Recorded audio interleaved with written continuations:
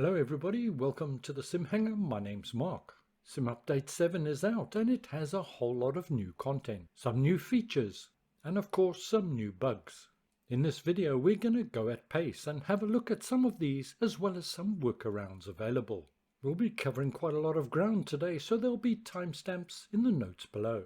To start off with, just to answer a quick subscriber query, Sim Update 7 is version 1.21.13.0. You can always check which version number you're on by clicking on your name tag in the top right hand corner, and below your tag will be shown the version. After an update, it's always a good idea to have a look at the release notes. These are available from the main menu, and here you'll find short notes on any updates, added features as well as known issues.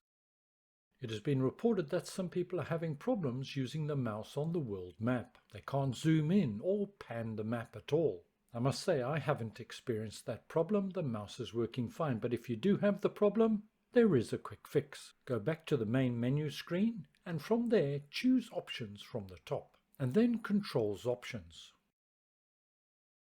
Once in the control menu, highlight the mouse and make sure that the profile is default. Once set to default, the mouse will work just fine.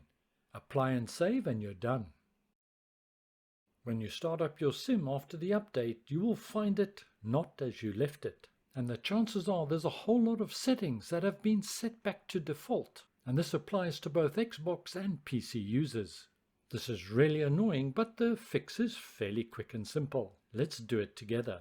We can check this by going up to the main toolbar and clicking on Flight Assist. You can see here anti-stall, auto trim, etc. are all switched on. For most of us, we'll want this switched off. We'll pilot the aircraft ourselves. So we'll hit Escape on the keyboard to go back to the menus and we'll choose Assistance Options. And here you can see everything has been set back to easy mode. So the chances are any settings that you had defined here, well, they're gone. Let's have a look at piloting, for example. Whilst easy mode may be fine for first timers, for more experienced simmers it's not what we want. So change it to hard, then check the individual settings to make sure they suit what you want. Moving now to aircraft systems, and once again we see auto mixtures on, unlimited fuel and so on. Again I'm going to change that to hard. You need to run through all the options on the assistance menu and change them accordingly. I've now done all the changes I want, apply and save, and now can go back to the sim.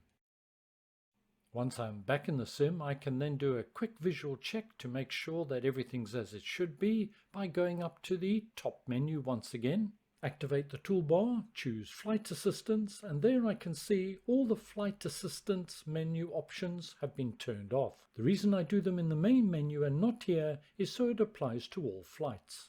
If you want your external view without the HUD, that's also easy to do. Once again we choose Assistance Options and then User Experience. And we can turn off the Instrument Heads-Up Display Chase Cam.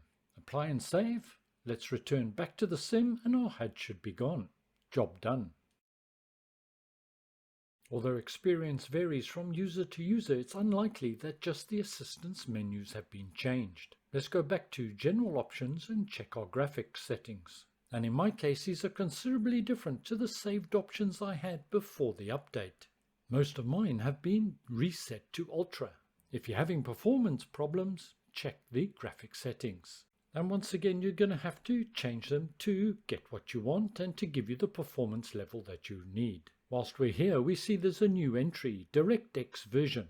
The default is DirectX 11 and you can change it to DirectX 12 Beta. DirectX is a collection of application programming interfaces, with DirectX 12 being a lower level and more advanced API. DirectX 12 will become the de facto default API for Microsoft Flight Simulator in the future. But for the PC version it is not optimized for DX12 at this time. And we'll be having a look at some performance comparisons a little later on. If you're not getting the performance you want out of DX12, go back to DX11. General consensus at this time seems to be that DX11 is giving a better performance than DX12. Once you've reset your graphics settings, don't forget to apply and save, and then you're done. Just a quick note, check your Data tab and make sure photogrammetry is on. And we're ready to go back to the sim. I would just comment that there appears to have been a lighting or shading improvement in the sim following the update. There's also been an update to the weather, with the METAR being updated more frequently to make it more accurate. I've chosen weather from the top toolbar, and there's now a new tab, METAR.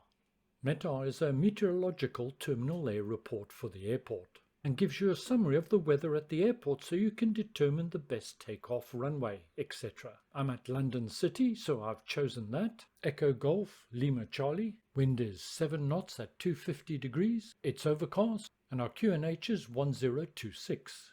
I've now gone online to check the accuracy of this METAR to the actual METAR as it is right now at time of recording.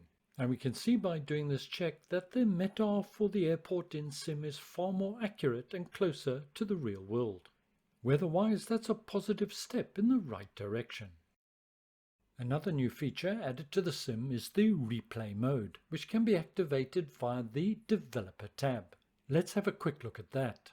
To activate Developer mode, we go back to our general options and then click on Developers, and Developer mode, switch that to on. This brings up a menu on the very top right hand corner, and we're going to select Options. Then fairly close to the bottom of the list is Enable Replay Panel. Let's check that on. That's done, so now we can apply and save, and we can go back into the sim. And now when we access the top toolbar, we'll see there's a new icon, Replay. Click on that to open up the menu. Replay gives us the option to record our flights and then replay them with various views and changing state of aircraft. I'm not going to cover how to use the replay mode in this video. That's subject for another video in the future. Once again, it's only a beta, but it's a welcome addition to the sim. One anomaly I noticed was on the Volocopter. It doesn't place you in the pilot's seat, but some way behind the pilot floating in midair. You can overcome this by hitting the Alt key and your cursor arrow keys to position yourself ready for a flight. And needless to say, Microsoft will do a hotfix for this in the near future. But this is a fairly basic error and is cause for concern, and highlights the inadequacies of testing pre-release. Turning back quickly to DX11 and DX12. Different PC configurations will yield different results. So it's worth testing both DX11 and DX12 on your system and see what's best for you. For my system, here is a quick recap of the results I recorded on my first tests. The above settings were used for both the DX11 and DX12 tests. Don't get hung up on the actual settings, the important thing is that they're both the same. I'm using the same system for testing purposes as I have done in the past. The test scenario is exactly the same as I always do. We're at Megsfield, which is an add-on airport. We're going to take off and fly low over Chicago. DX11 is on the left and DX12 is on the right. To measure the frame rate, I'm using the Game Bar FPS counter, as this gives me actual FPS at the moment as well as an average for the overall flight. As you can see here, for DX12 I'm in the upper 60s, and for DX11 currently I'm in the upper 70s, early 80s. I'm not only checking for what my frames per second is, but also for consistency and smoothness. There's not a lot between them, to be honest, but there is a little bit of tiny micro pausing under DX12 currently that may not come through clearly on the video. We're now low over Chicago, and this is the point of most stress for the system. Low 70s for DX11 and low 60s for DX12. So DX11 seems to be the better performance in this test. It's 10 o'clock in the morning, so I'm getting lots of shadow and reflections and plenty of water around to boot as well. Nearly at the end of the test here, with the Chicago Tribune ahead of us, and now we pull up, have a quick look to the left, then we'll look forward again and be able to examine the final results for this FPS test that we've done. Here we can see DX11 has averaged 74 frames per second and DX12 67 frames per second. Although they're very much of a muchness, it was a little bit smoother in DX11. There were a few small micro pauses in DX12. So in this my first test, DX11 is giving me a slightly better performance than DX12 in Microsoft Flight Simulator. Let's now turn our attention to VR, and SimUpdate 7 included the use of controllers within VR. In my tests I found I could only use one controller at a time, and this was noted in the known issues, and it also highlighted that clicking on the toolbar does not work. However, there are a number of workarounds for this which we'll come to shortly. But what I won't be doing in this video is showing you how to use the controllers. The implementation is poor. It's clunky and it's not refined enough to give you adequate control. And to be honest, it's disappointing and a far cry from my expectations. Suffice to say, I won't be using controllers in VR at this point. Turning back to accessing and activating the toolbar whilst in the cockpit in VR, there are a number of workarounds. The first one is to hit Control and 0 whilst in VR. The toolbar will now become active, but finding Control 0 in VR can be difficult, so we can also go to General Options and Camera. And my thanks to Sparky Sven for the heads up on this one. If we now scroll down, we're looking for Home Cockpit Mode, which by default is set to off. If you turn this on and go back to VR, you will find that the toolbar is accessible. However, this also is not a perfect solution. Having this set to on will not allow you to pan your view using the mouse in 2D mode, and you won't be able to zoom in VR using the mouse button. But for now, it'll get you up and away. I don't think I'll be alone when I say that it's about time that VR users got a little bit of attention and love from Asobo. The core VR implementation is a good one, but since the initial release, well, we've seen little development. And as we're post the Xbox release, well, we had expected something a little bit more than this. And now on to the final part of the video, the VR test for DX11 and DX12. I'm using the latest OpenXR development tool with my render scale set at 70%.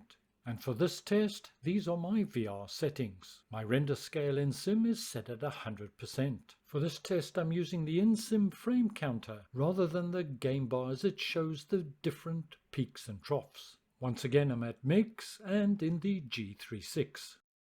I'm using the latest NVIDIA graphics driver as of 20th of November 2021. And as indicated, DX11 on the left and DX12 on the right. And we're departing from MIGS field. I have motion reprojection off at this time, as that's what I've done with all my other tests. So I've kept it off for comparison purposes. And for me in the headset, well, there was a noticeable difference. Although it may only be 4 or 5 frames indicating, the DX12 was far more stuttery and jerky. DX11 wasn't perfect, but it was workable and relatively smooth. And once I've finished this video, I'll do a test with motion reprojection on. This is a scenario where it may actually assist. On the DX12, you'll notice that the bar is predominantly purple, as opposed to the red bar for DX11. The purple bar indicates that the minimum frames for our flight is not being achieved for VR. And both are showing limited by GPU. But do bear in mind that I am recording this at the same time, and the hit here is between 3 and 4 FPS, based on an earlier test that I did. Over the course of the whole flight, I would estimate that DX11's given me an average of about 22, 22.5, and DX12's probably in the region of 18 or 19 frames per second. So for at least my system, DX11 gives a better VR performance than DX12.